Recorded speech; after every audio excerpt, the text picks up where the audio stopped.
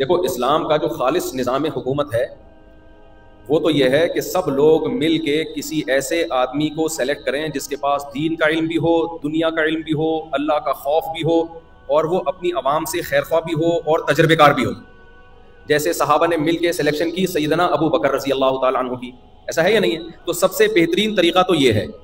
لیکن اسلام یہ کہتا ہے اگر بہترین طریقہ آپ کے لیے ممکن نہیں ہے تو زمانے میں جو طریقہ سوٹیبل ہے، آپ سمجھتے ہو اس کے نقصانات کم ہوں گے، اس طریقے کو اختیار کر لیا جائے.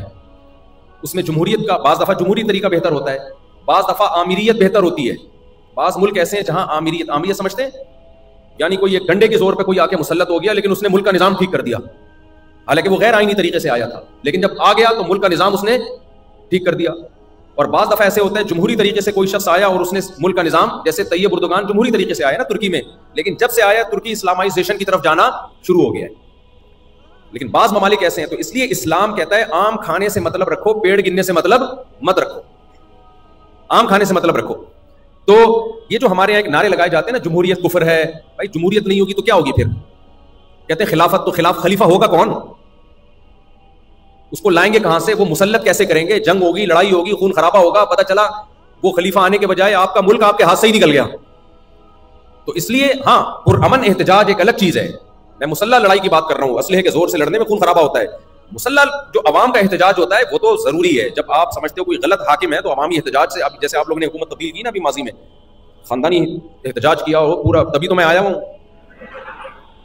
یہ تو آپ لوگوں نے ایک کام کیا، ایک اچھا ایک انقلاب آیا بنگلہ دیش میں تو علماء کے ویزے کھلے، ورنہ علماء کو تو ویزے میں ہم تو ترس گئے تھے بنگلہ دیش جانے کے لیے. تو کوئی ایک مخصوص طریقہ اسلام میں نہیں ہے. جو گراؤنڈ ریئلٹی سے جو طریقہ میچ کر رہا ہو، سوٹیبل ہو، اسباب کی دنیا میں ہوائی باتیں نہ ہو کہ مجھے خواب آیا ہے، میرے خون سے انقلاب آ رہا ہے. ابے خواب کسی کو 4 شادیوں کے میں نے بہت لوگوں کو دیکھے خواب آئے ہیں. خواب نہیں آیا، یہ مجھے حضرت جی نے بشارت دی ہے کہ تم یہ کرو تو یوں ہو جائے گا. نہ نہ نہ. تو جو سوٹیبل طریقہ ہو، آپ سمجھتے ہو کہ یہ افیکٹ کرے گا سوسائٹی پہ، تو اس میں جو سوٹیبل طریقہ ہو وہ طریقہ اسلام کہتے ہیں اختیار کرو. تو نہ جمہوریت کفر ہے، نہ آمیریت کفر ہے. بعض ملکوں میں جمہوریت کے فائدے ہیں، بعض ملکوں میں آمیریت کے فائدے ہیں. تو اب آپ کے ملک میں آپ بہتر جانو، یہاں کے علماء. نارملی تو جمہوریت ہی بہتر ہے اس زمانے میں، کیونکہ وہ خلیفے گئے مارکیٹ سے شارٹ ہو گئے. وہ اب آپ سمجھتے ہو خلافت آئے گی تو خلافت آنے سے کوئی ڈکٹیٹر مسلط ہو کے آپ کو پتہ نہیں کس کی بھینٹ چڑھا دے. جمہوریت میں کم از کم یہ ہوتا ہے غلط کام کرنے سے پہلے بھی پوچھتا ہے وہ، اور لوگوں کے سامنے جواب دہ ہوتا ہے. آپ اس کے خلاف احتجاج کر سکتے ہو، سڑکوں پہ آ سکتے ہو، اسمبلی میں اس کے خلاف آواز اٹھا سکتے ہو. تو آمریت میں یہ سب کچھ نہیں ہوتا. چلیں جی.